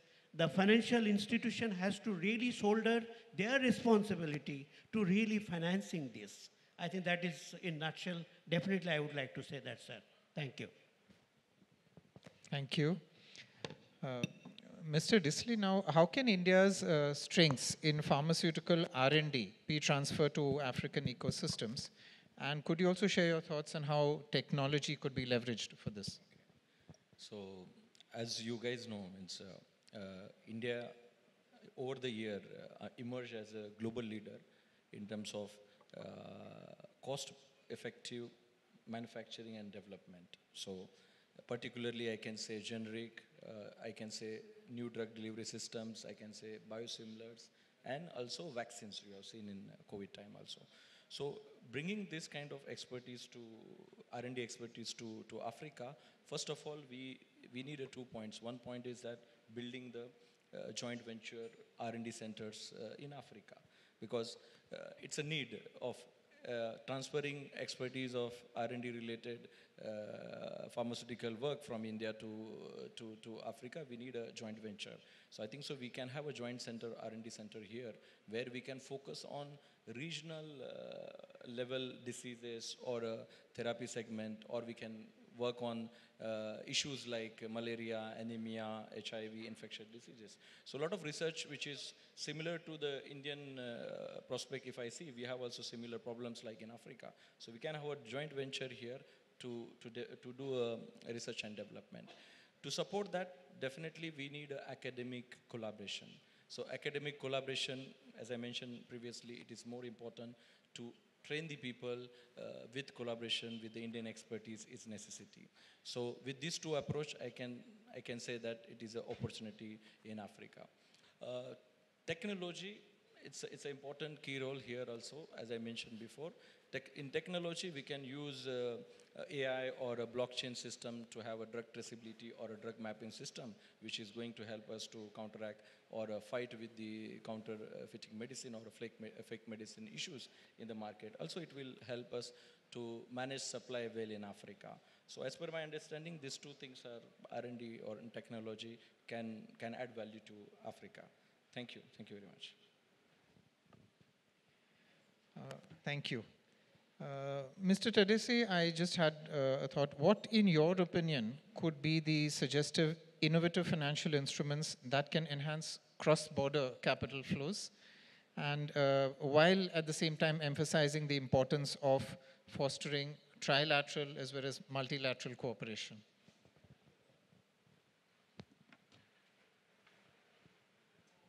Well, there's different types of cross-border. There's cross-border at a global level, and then there's cross-border within the African space.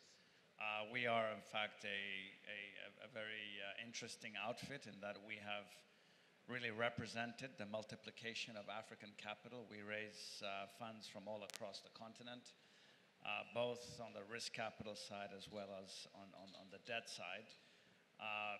I think the cross-border capital flows have also been very interesting with the opening up of new money centers in places like Japan and China, even South Korea, India.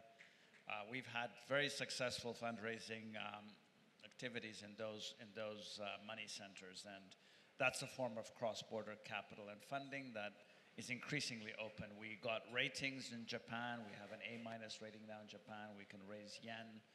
Of course, we'd have to swap it, make sure it's an efficiency story there. But there's a lot of opportunities now to raise cross-border funding from different places in the world. And then, of course, Africa itself is continuing to double down on its efforts to strengthen capital markets.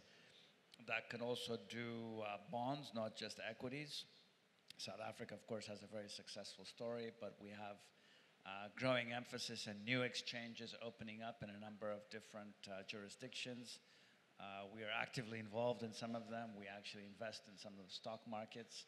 So cross-border financing has many different faces, and there's also an attempt now to build Pan-African exchanges in different ways. The different regional economic communities are pursuing agglomeration approaches so that you can have cross-border exchanges as well. So there's quite a bit happening there. It's just taking a little bit more time than most people would like. But the real pink elephant in the room, whether it's cross-border or domestic or global, it's the cost of capital point that my colleague raised. And I think that is really a red herring, and that's why even banks actually, it's beyond them because everybody's subject to the macroeconomic environment. So if a AAA rated government in the OECD world has to pay 4 to 5% to raise its own money, imagine what the rest of us are going to pay to raise that. So we all know that the global macros have been a big problem for the private sector generally, for the real economy. And fortunately, that sort of dragon is being slaughtered. We're keeping our fingers crossed that they will come down. If you look at some of the African markets where interest rates had gone up to the high 20s and 30s that you mentioned, I think they're coming off now in a number of markets. But they've come off on the back of tough love. And the tough love is sometimes, in order to slaughter that dragon, you have to take short-term pain. And hopefully we'll all be able to live in a world where there's more moderation and more discipline, because we are all price takers when it comes to those matters. So yeah, I'm keeping my fingers crossed that we'll be able to pass on better terms to our borrowers, not just on the back of better macros, but also on the back of better partnerships. And so there's a lot of exciting partnerships that are growing with the rest of the world. I think African financial institutions have a lot of capacity, but we have to find innovations to bring down that cost. And there's a number of ways of doing that, but maybe we'll leave that for another conversation. Thank you, thank you. We keep our hopes alive and positive. Mr. Kobelo, we'd like to hear your insights on how financial institutions can mitigate risks when they are investing in Africa, mainly in sectors like infrastructure, and that includes telecom. No, thanks again. Yeah, I think, the one question that we need to answer is the question of what drives our perception of risk, right, when we go into an investment and that. There's also a question of the time frames that we use to look at the investments that we make and the projects that we invest in. There's some research, I think, that was released sometime last year, if not earlier, by Moody's, that actually show that the level of default on African projects, particularly in the infrastructure space, are not different from many other regions globally. So you sort of get similar levels of default that you see in other markets, especially in emerging markets. And this is very specific, particularly to infrastructure, and when you are investing in infrastructure. And this starts opening up the conversation around the cost of capital and how much we pay for the capital that we raise, and therefore what we give to the borrowers and investors in these projects. But coming back to your question, I think the issue of how we mitigate risk, for me, as a long-term player in the markets that we play in, as I said earlier on, I think partnering is very important. That we're not just coming in to maximize our returns and walk away, but that we invest in projects that make an impact, that have the right backing from particularly the governments in countries in which we invest, but also that we look at various instruments that are available to us in terms of how we invest. So we have found that, for example, for an institution such as the DBSA, when we partner with institutions that have preferred creditor status, the TDBs, the AFDs, and the other players on the continent, that it significantly reduces the risk that we have in the projects that we invest in. We look at the impact of the projects that we invest in and what the impact for the country as a whole is going to be. And therefore, in selecting those projects, we are cognizant that the government, because we do infrastructure, and a lot of infrastructure is built by government on the continent. A lot of the projects that we invest in have very high levels of sponsorship, support by the government, and because they have that impact, therefore there is vested interest in making sure that these projects succeed and that we are able to derive what we need to derive out of them. there's always going to be economic cycles. So economies go through cycles. Over the cycle, you may come across times of stress. I mean, right now we talk a lot about the debt sustainability on the continent, and there's a lot of work that is being done to try and resolve some of the debt issues that we have on the continent. But I think if we are committed to making sure that we play the role, the developmental role that we need to play, we have to be able to go through those cycles and say that we have sufficient capital to be able to carry the risk as we go through these cycles and do sort of the things that needs to happen in these cycles. So really, I think for me, I mean, in summary, I think one is the partnerships that we build on the continent. It's how we select projects. It's about taking a long-term view and being able to stay the course and making sure that the things that we invest in and the projects that we become partners in are projects that bring real development for the countries in which we are invested. Thanks. And just in this, Mr. Kobelo, what role do you see Indian firms or Indian financial institutions having to play to support your agenda for inclusive growth in Africa and particularly infrastructure? I mean, we have experience of, we may not have co-financed in many instances, but there are a couple of countries where we have co-funded, let's say we have exposures at the same time, as for example, India Exim. And I think that we appreciate the support that we see coming through. And in a number of instances where we have had to resolve issues, we have been able to have conversations and see how we can work together to try and resolve some of the issues that we have come across. So I think one of the things that I think, as I said earlier on, is critical is that we need partners that come to invest on the continent with a long-term mindset, that understand the challenges that we have, that understand some of the cycles that we go through, and are willing to stay the course and be able to assist in delivering the development that needs to be delivered on the continent.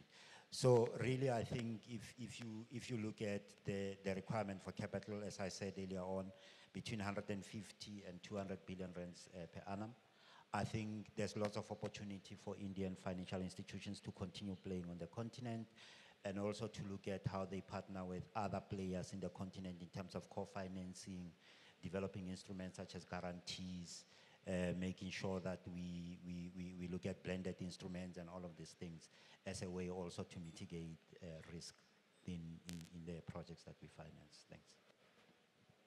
Thank you very much. Mr. Disili, I'll just come to you. Looking ahead, what innovative strategies or partnership models do you see for Indian companies who would like to enhance the presence of Indian pharmaceutical companies in Africa? And also any specific policy interventions that you are looking for, be it from the Indian government or from governments of African countries? What would you have to say? Okay, I think so. We would like to work on our thinking process from supplier to a strategic health partner to Africa. Why I'm saying that? Because it's a significant opportunity in Africa, and it can be managed by two things. One is innovative partnership model, and second thing, having these supportive intervention policies. If I focus on innovative partnership model, we can have joint ventures here and have the co-invested infrastructure here in terms of manufacturing facility, local production, even R&D capacity development, or a healthcare diagnostic center development. So that can be a model which we can say made in Africa with Africa. So that can be possible here. Second, I can say private-public partnership model. That is also a good model which we can innovate here and to explore our capacity with the help of our expertise. In terms of, if I say about the policies from Africa and India, I would like to specify is for India, we know that we need always export benefit or credit lines, or maybe Exim Bank or Africa Development Bank can help us to build manufacturing facilities here, so that can be accelerate the processes as fast as possible. Also, we can look for regulatory point of view, because it's a hurdle for all Indian companies. They need help. Key regulatory intervention in terms of collaborating with the local African authorities to have a common ground, common framework to accelerate the things on ground. So that I can say as a regulatory point of view. If I compare with African government point of view, we need definitely harmonization of regulatory approach, because if we are able to have a one common regulatory system, we can explore maximum products to this market, because it will facilitate our all regulatory processes in Africa. Second thing, definitely we need support in terms of benefits, like we always expect the benefits like exemptions, benefits like some facilities for establishing our infrastructure in Africa. I think so. These two policies, I believe, from both the sides, this is a mutual thing, and India have potential to partnership with Africa and develop together, I can say. So that's from my side. Thank you. Thank you, Mr. Disley. Mr. Das, similar question for the agricultural sector. So, in your opinion, what policy frameworks or bilateral initiatives would best support, deeper India-Africa collaboration in agriculture? Sir, I think the investment required for the agriculture sector is very, very high. Just take a small example. Even in Ivory Coast, the raw cashew nut production is 1.2 million metric tons or 1.3 million metric tons. If really this entire cashew is transformed into the cashew kernel, then for each bag of 80 kg, one cashew labor manpower employment could be done. So you imagine how much manpower could be really generated here instead of generating that to Vietnam or some other locations. So we just set up very recently a state-of-the-art cashew plant in Yamoussoukro. So just imagine that another 30, 40 such cashew plants are required just in one sector. So the investment requirements are very high. And considering some other African countries, what I have seen it is that we really need to have, from the government level, more diplomatic engagement. In the sense that, not that we do not have that diplomatic engagement, but there are some other countries are doing better in terms of those engagement and in terms of pursuing the regulators to get the regulatory framework is done for a better business access. So I think we need to do that. Second is that definitely trade missions, business forums, this kind of market intelligence, and this part definitely that is going to help, that is going to unite people from different countries of Africa to really see that the scopes are really utilized, the potentials are really used. Third thing, definitely the partnership. The partnership with in Africa, the manpower is tremendous potential, and they are very, very excellent in terms of their capabilities. What all we need is a little bit of hand-holding support and little bit of skill development. So on that side, see, everywhere there is there's a knowledge that the curve of acquiring that knowledge, that there is a cost involved to that. Any private business houses would be difficult. There only these development institutions can really come in and really see that this knowledge, the skill development part is really imparted to these people so that this entire population really could be utilized with its full potential. So that is the way I would like to put it. Thank you very much, everybody. Thank you, Mr. Das. I was just curious of one thing. You've had long years of experience with the agricultural sector here in Africa. If I could, reverse the position a bit, anything that India's agricultural sector can learn from something in Africa? Anything that comes to mind? Well, I have seen in Africa one thing, that you really don't need to worry too much for anything and everything. That you are in a production system, biological system, you really need to do, and there would be good times, bad times, but you don't need to commit suicide in India. Because we have seen here, there are people really, they really don't bother about much tomorrow. We should not be so worried. God has given us a life, and in African style, I would like to say, God will take care of us. Thank you. Thank you. I would now like to throw the floor open for any comments or questions that participants here in the audience would have.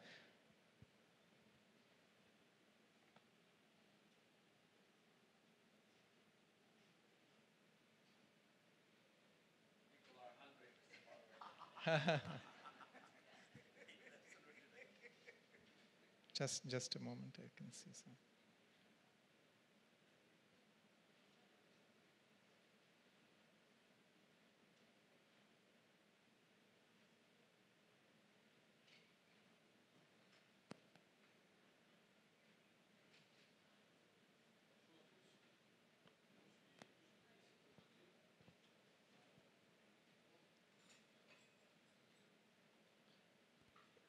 Yes, please introduce yourself and yes. Yes, please. Good afternoon to everyone. My question is to pharma panelist. Gentlemen, we are not seeing much investment in production line of pharmaceuticals in Cote d'Ivoire. Why it is, and what is the best way to improve that? My name is Bala from Kevalram. Could you please repeat the question? There is not much investment in production of pharmaceuticals in Africa, especially in Cote d'Ivoire also. What is the reason behind it? And there is always lot of epidemic, lot of requirement of medicine, which is not commonly affordable by the people. If they produce here, it will be cheaper.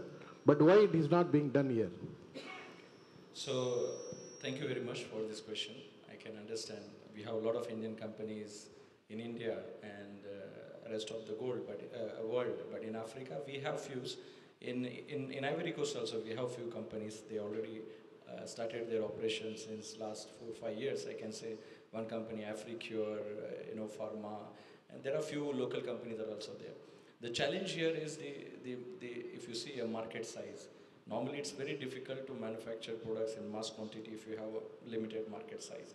And I mentioned in my previous comments also why harmonization of regulatory is required. Because if you have a harmonization of regulatory in terms of French West Africa or East Africa, we'll get maximum volume. And it will be easy for us to produce product with the cost effectiveness. Otherwise, the cost of goods can be a higher side.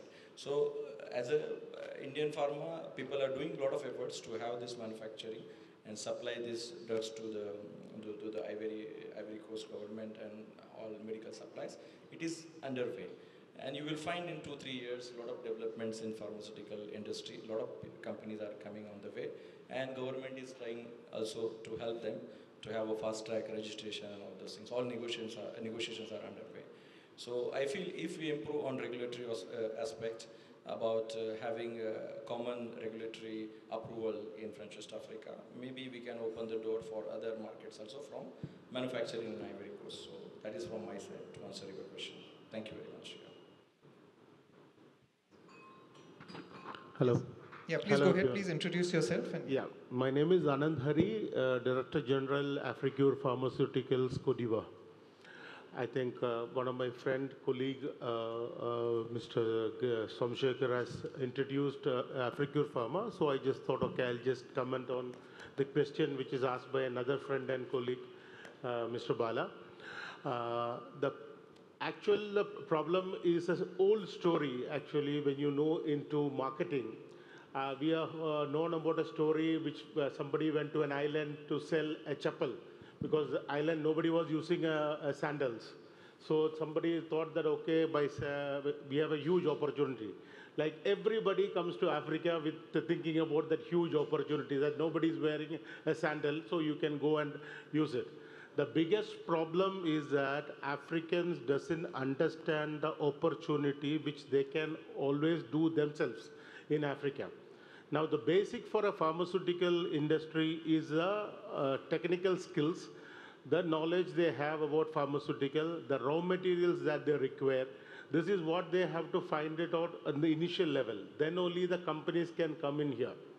The second thing is that like I have heard about the bank people telling that bringing the natural resources, the financial capital from India and doing business in Africa, that can be in the initial stage. What about the later stage? You cannot do investment for the 10 years thinking about, okay, the company has to invest for 10 years. It never happened unless and until company does good business in Africa. Now here, as Somashekar was talking about, the dependency of importation was as high as 95%. Okay, which is now in last 6 years, 7 years has reduced to another 10% more. That's all. Still, Africa is dependent on 85%. Out of this 85%, you know that still there are hardly 30% of the population can afford the medication, because this is coming from France via France, apart from the local manufacturing companies. Now the dependency is that it's like how India and Africa are same, because we were also a colony earlier. Africa was also a colony with different this one, but still they are depending on importation of medicines through these colonies. So if the local authorities, regulatory authorities, the governments, everybody can be together with those investors, then it will be always better that actually the local companies should produce that much. Because we have companies like Africure, I'm telling you, there is no companies in the world which has got this many distribution setup and factories across Africa like Africure.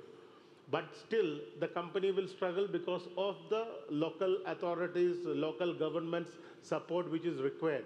If you want, because I cannot, for my son's food and education, I cannot depend upon my neighbor always.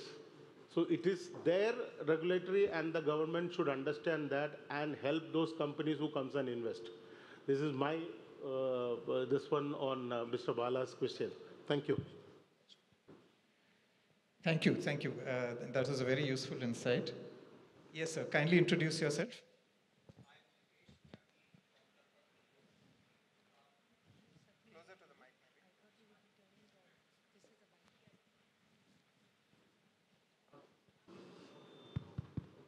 Hello.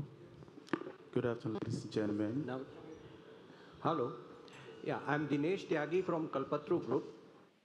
My understanding is that the infrastructure in any country is generally developed by the government. In that, as a Kalpatru Group, we can assist, but the funding becomes a major constraint, as many governments are not having funds. Interestingly, the countries as such are doing well. In a sense, their banks are very better capitalized, and their balance sheets and other things are better. So it is a dichotomy that people are having money, people are having capital, but sovereigns are having a default. How, and I will request the panel, how this dichotomy can be addressed, because I'm talking about the infrastructure projects which cannot be done by any company on its own. It has to be generally driven by the government. Thank you. Interesting. Either Mr. Kubelo, would you like to take that? Where he says that the banks are well capitalized, people have money, but the sovereigns are defaulting. Did I get you right? So you want their comment, you would like to hear a comment from them.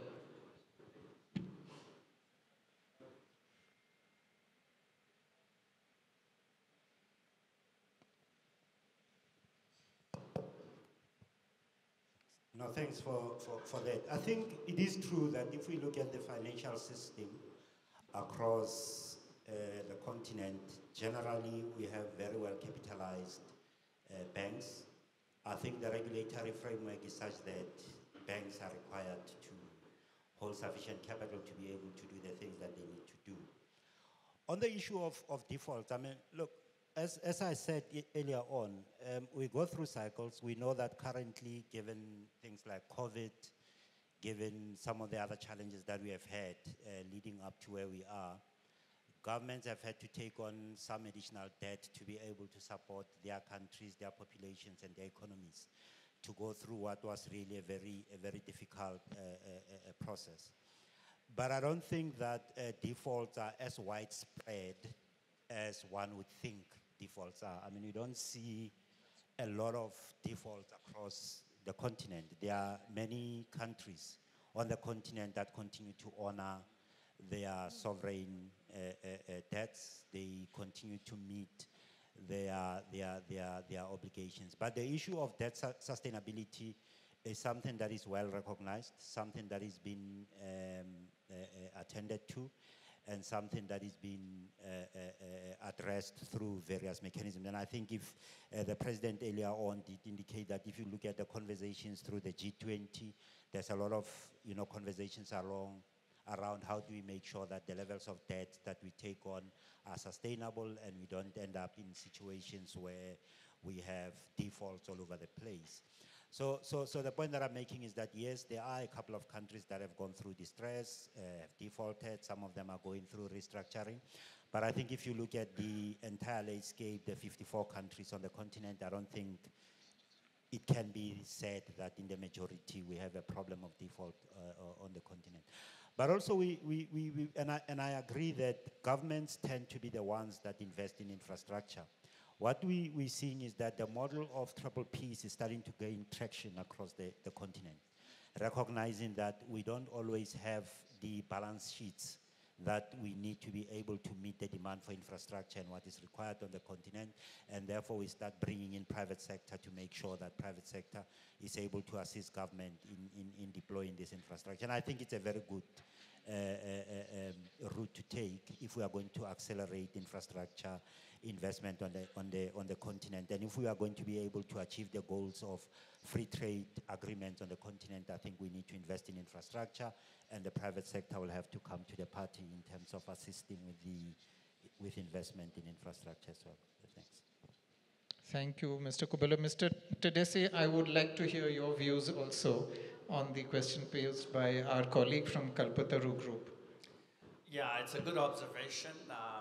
I think just to add to what Kabelo had said, the debt to GDP, the average level of leverage of sovereigns is higher outside of Africa than within Africa, right? There's a lot of sovereigns out there who have 100% debt to GDP, which is way higher than Africa's 65% or so, right? But it's just different rules for different economies. In Africa, you hit 65%, you're told you're in debt distress. Others go to 110, 120%, and they're still smiling. So there is a little bit of a dichotomy, so to speak, from a level back to the GFA issues that we're talking about. But of course, apart from that, there is a structural problem we have in Africa where our sovereigns are not able to attract or rather capture enough tax, right? So the tax administration issues are particularly underdeveloped. I think we still need to find ways and means of getting more tax revenue into the sovereigns, and I think that's work in progress.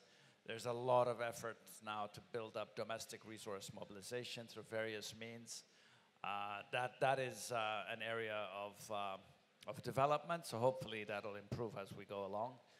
And that's why, of course, you're seeing a huge emphasis on PPPs, public-private partnerships. That's one way to get to those bank balance sheets that are very strong, right? Because you actually get special approaches to developing infrastructure, not doing it in the classical sense where it's all on the sovereign's balance sheet. There's other ways of developing infrastructure that doesn't require total reliance on taxpayer money.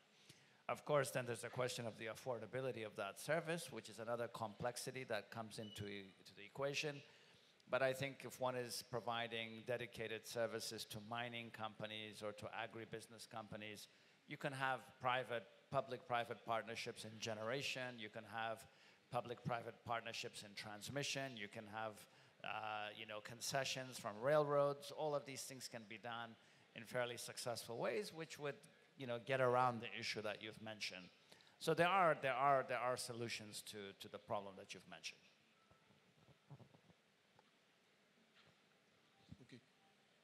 J'ai une question à adresser à M. Dash de l'agriculture. Je suis M. Brice Beaumanet, entrepreneur indépendant dans l'industrie du bois de teck. Le bois de teck, c'est l'une des matières premières que l'Inde exporte en grande quantité. Mais la difficulté pour nous, en tant qu'entrepreneurs dans l'industrie du bois, c'est de pouvoir travailler avec des entreprises légalement constituées, par exemple en Inde. Parce que nos premiers interlocuteurs ici, ce sont des particuliers. Et généralement, avec les particuliers, ça prend du temps et souvent, on n'arrive pas à conclure. Donc aujourd'hui, c'est de voir, par exemple, avec M. Dash, avec son expérience, quels sont les partenariats et puis quelles sont les mises en relation qui pourraient exister entre des entreprises légalement constituées dans l'exportation du bois de teck, pas seulement du bois de teck, mais vous avez aussi l'acajou, tout ça, et puis avec des entreprises indiennes, de sorte à ce que, en termes de traçabilité, en termes de sérieux et tout, il y ait vraiment une trace pour que ça puisse durer dans le temps. Merci. I will also have the question summarized in English for those panelists who are not able to connect. Very briefly, a summary.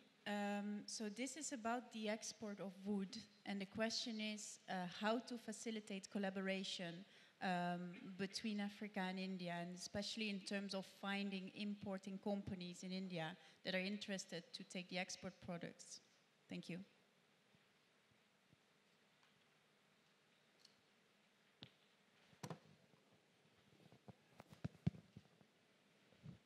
Yeah. So if I understand, you are asking how to increase collaboration for export of gold. Did I get it right? African goods. Sorry? African exports African to India. No, any particular sector, minerals? Processed food. Processed foods. Processed wood. Wood, apologies. Okay. Yeah. I would say that is a very, it's a specific, it's a selective sector that you are looking at.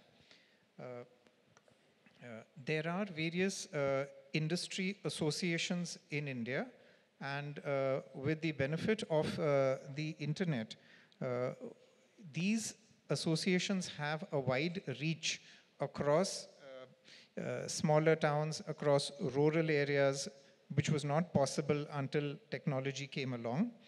The ideal way I could suggest is to connect with an appropriate industry association. In case of no immediate response or no response at all, you are welcome to connect with the nearest office of Exim Bank.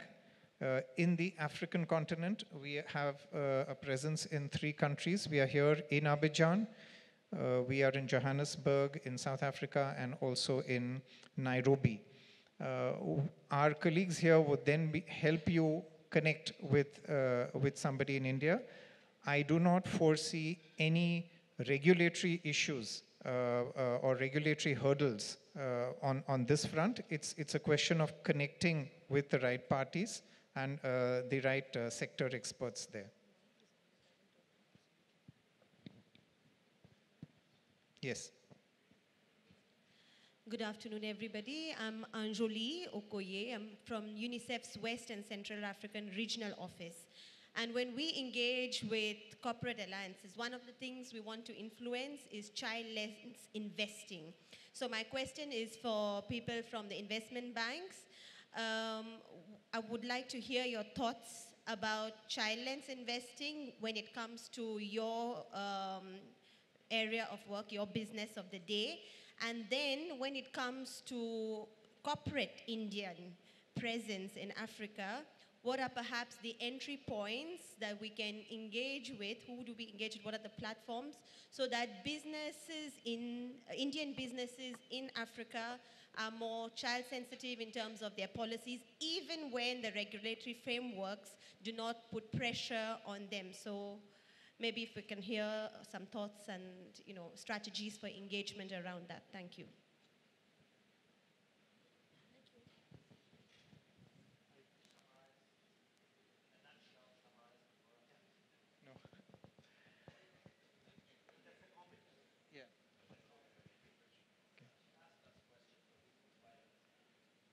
Ma'am, could you repeat your question? The panelists are not clear what the question is.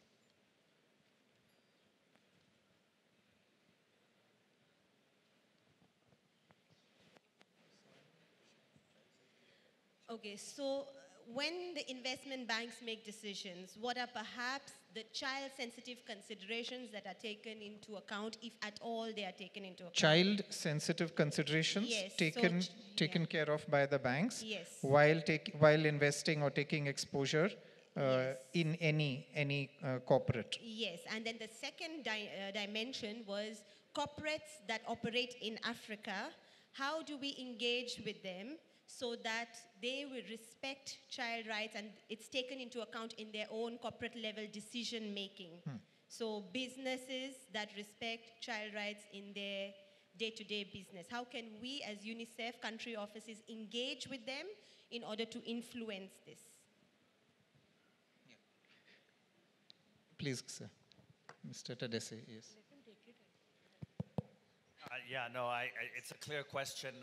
The good news for you is that these days there are protocols and standards in terms of how any lending activity is conducted. There's appraisals that take place in the social space to ensure that there's a lot of mitigation there, or to ensure that one is not supporting investments that actually harm children, women, or even communities. So even if it has to do with relocating communities, or if it has to do with child labor issues, there's quite a bit of sensitivity to those matters. And so I think that's the good news. I think the specialist banks like us, we tend to have very well developed appraisal modules that are followed in the course of appraising applications for loans, and if it's an equity investment, it would also be very similar. So I think the world has moved on generally. I think that's not an issue. The same applies to the environmental sector. There's a lot of well-developed screening methodologies and appraisal methods that look at those issues. So I wouldn't be as concerned today as I would have been 20 years ago, right? So I think that's the good news. But there are issues that go beyond where banks are. For instance, there's early childhood marriage. 12 million girls get married in Africa before they're adults. And we're looking at our own specialized trade and development fund to give concessional funding to some of our sovereigns so that they can actually mainstream some of these special measures in education policies and health policies and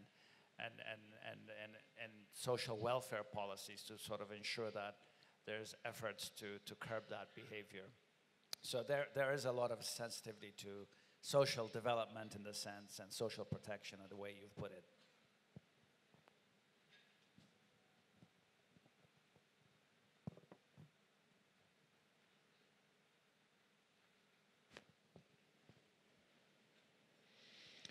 Right, I don't see any more hands going up.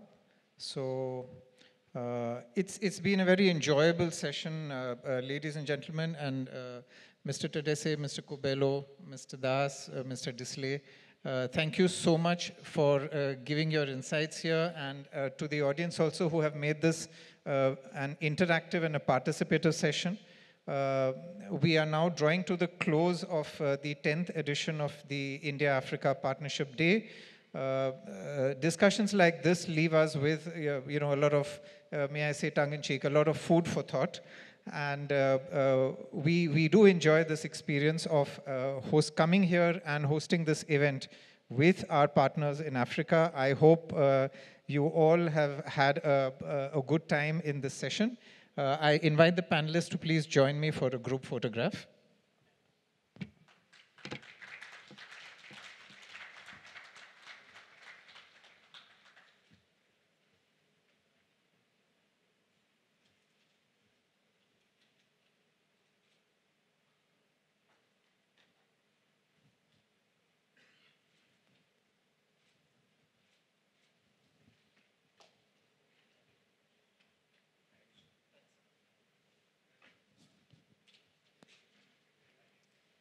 Thank you, panelists, for valuable insights, and thank you, audiences. On behalf of India Exim Bank, I would like to extend a warm thank you for taking time off to all of our audiences of your busy schedule and making yourself available here this morning. I would like to extend my sincere thanks to our key speakers, Dr. Rajesh Ranjan, Indian Ambassador to Cote d'Ivoire, Mr. Losine Djiaby, Director General, Ministry of Finance, Cote d'Ivoire, Ms. Natsin Mete, Executive Director, AFDB, Mr. Vivek Saraswat, General Manager, Board Member, Tata Africa, Cote d'Ivoire, Mr. Usman Fall, Director of Industrial and Trade Development Department, African Development Bank, and all our honorable panelists. Thank you for sharing your valuable insights on the broad theme of this year's Africa-India Partnership Day, which is mobilizing capital, India's role in catalyzing Africa's sustainable growth. This underscores the growing strategic and economic synergy between India and Africa in the pursuit of inclusive and sustainable development. I would also like to thank AFDB for their continued support and partnership for making AIPD a huge success year after year. With AFDB's support, we have been able to proudly conclude the 10th edition of the Africa-India Partnership Day 2025. And while we speak about AFDB, I cannot miss to mention about Madam Mete. Your support and guidance has been instrumental in steadfasting this relationship and making the AIPD a huge success. A special thank you to the technicals and the events team. And last but not the least, a big thank you to the entire India Exim Bank team, our Managing Director, Ms. Harsha Bangari, for leading the delegation all the way from India, our two other offices along with our West African office. So we have our East African representative who is here, as well as a Southern African resident representative who is here. And while I conclude this, I conclude my vote of thanks by inviting you all for a warm Indian lunch. And while you all are having the Indian lunch, you all can see a short video on India Exim Bank's interventions in Africa. Thank you so much. You all have been a great audience.